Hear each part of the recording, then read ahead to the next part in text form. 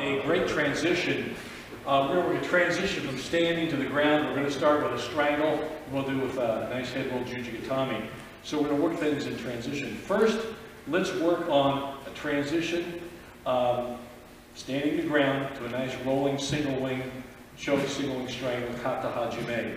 Now, you may not be able to throw this guy. It may be a real tight match or a situation where I just can't throw him, but I can knock him down maybe. Or you may choose, if you're better in the newaza, the ground fighting than he is, I want to get him to the ground. And, you know, situations we like to get him on the ground. This is a good way to do it. It's pretty much judo legal. The rules of sambo say you have to try a technique, or you can't just drag him down. You can't really like just snap him down, but if it's in like the process of actually attempting to throw. Okay, so the rules of sambo are a little more liberal than judo, but certainly in judo, it's got to look like a throw. And you know, there's a good reason for that, because it's one of the skillful sport. So there are a lot of rules for that, reasons for that. But let's work on this. Okay. So what we're going to do is I'll have Derek run you through it, but basically do it once and do it as a rolling kata hajime. Just watch him do it. Actually, just snap down once, and he'll do the move, and then I'll have him coach you through it. Okay.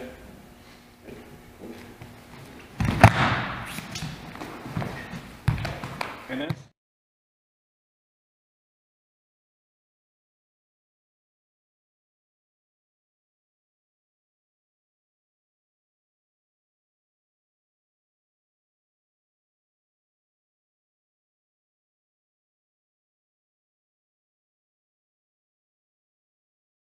We want a quick transition. Remember, the idea of a transition isn't like a takedown or a throw. The primary purpose of it, Derek has a specific thing he wants to do to Eric when he gets him on the ground. And he has a specific way of getting him there. So a transition has a very definite beginning and a very definite end. You know, a takedown, I can take him down and I get him on the ground, and then I can take him from there and do something, but may not have a definite idea. He has a definite idea. In this particular case, he wants to do a nice rolling kata hajime single wing strangle. So I'll have you coach that through, so go ahead and talk through. Okay, so like with all good transitions, he has to read the throw in order for this to work.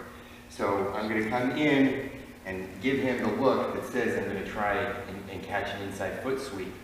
And as soon as I move that foot, it's important that we do actually move the foot. If I just come in and go and try to snap him down, it's rarely going to work. But I'm going to get him off that foot and start rounding the corner, and that's going to give me some torque to actually real quick before, as you see him do this, you may have seen it when he's going to take a big step, kind of a taisabaki movement, you know, a circling movement outside of his left foot. He's going to step big out here, and that's going to be part of the momentum of getting him down.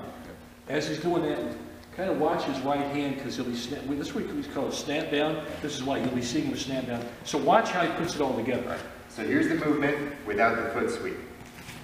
Okay. Same idea, we add the foot in there, and as soon as I feel the foot move, you snap, okay? So move here, off the foot, snap.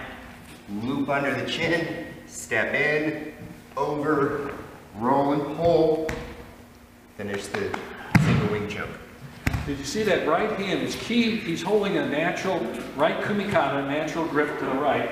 He's using that. That's a great handle now. It's a tool, because not only is he holding on to move Eric around, he's going to snap him down with that and never let go.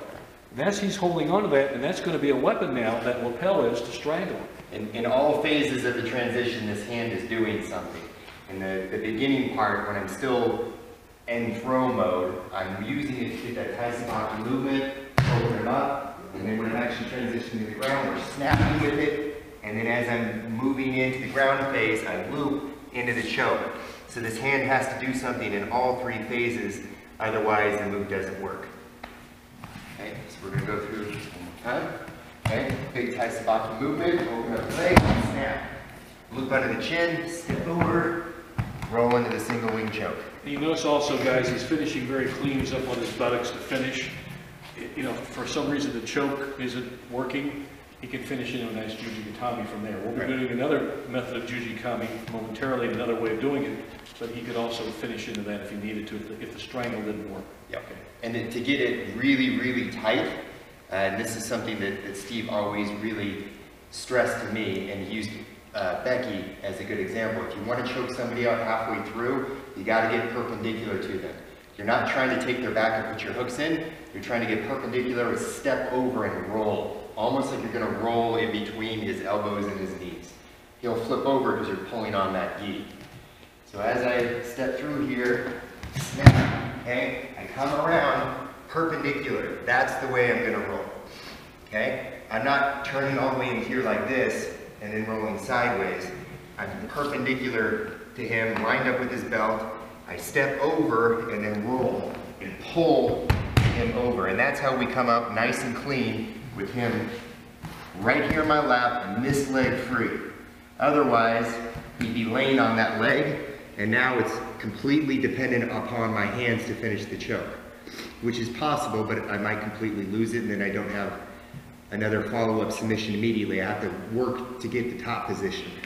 That's a really good point. It's a really good point. From here, I have options, okay?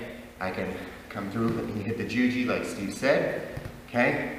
I can catch my foot and go back through to a back-mounted triangle. There's all kinds of stuff you can do from there, but only if that leg is free. And you get that leg free by going perpendicular. So it's a nastier choke, and it frees you up to do all kinds of other fun things. And another point he's really stressing here on that coming sideways in that angle is you get more momentum in the roll. You know, one of the reasons this, this lapel strangle works is the rolling action.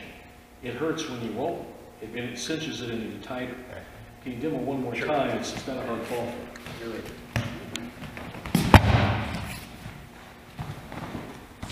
See, there's the finish. There's the finish. The idea is this is what we want at the end. We want the tap out at the end. You're not going to get a point for this throw probably. Odds are you won't. Another way to sell it, in judo especially, is kiai. Yell sa. Make it look like you really want to throw this guy. When I referee matches, I tell the guys before, listen, I want to be fooled. Fool me. Do a good job. And that's selling. Like in pro wrestling, you sell it to the audience, sell it to the referee. So if you yell "sa," make it look like a big throw. Hey, I really tried to throw the guy, and yeah, I really didn't. It was a transition, but it looked good. So from a tactical point of view, that's the way to put it.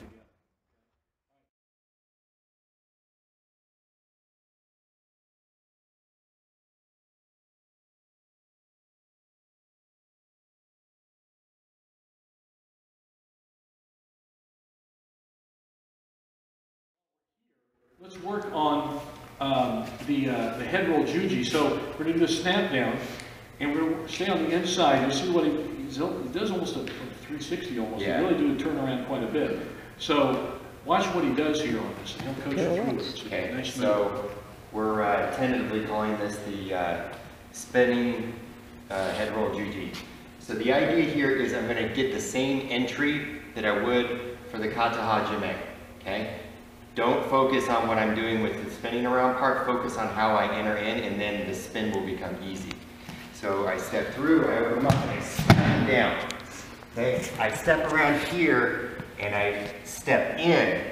Okay? So there's the first difference. But it's still coming around this angle, and then I get my foot in, and we're going to drop the lapel. Okay? Spin completely around, post, scoop the arm, and then let your foot get your hip hook on the far side. At this point, I've got his arm, I've got some momentum, and over he goes into the head roll. You might need to do a leg drag too. So, Right. Good.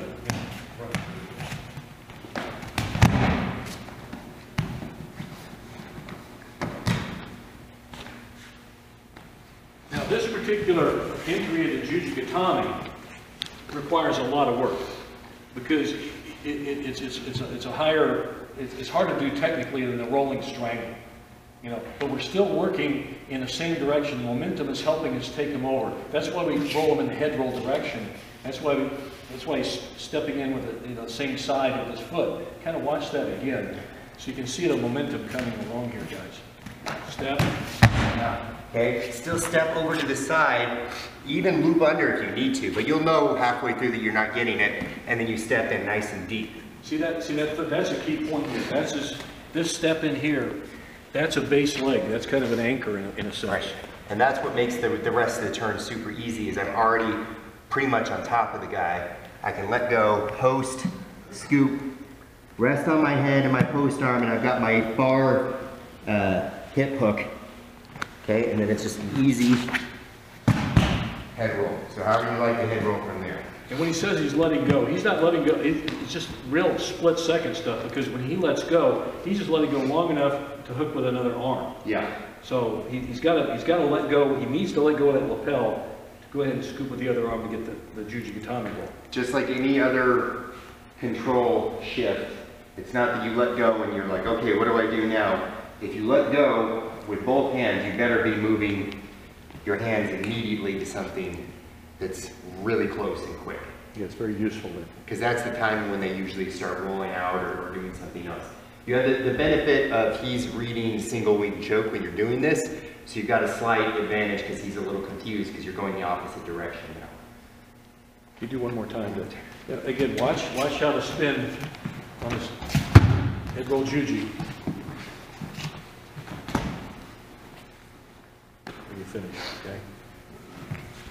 So let's work on the transition to get him down. That's the first skill. Take it in steps. Get the good first skill. Step out, pop them down, stamp them down, and then let's work on that spin to get there. First we'll do the spinning to the kata hajime, the single wing strangle, and the second we'll work on that spinning inside head roll juji. Okay?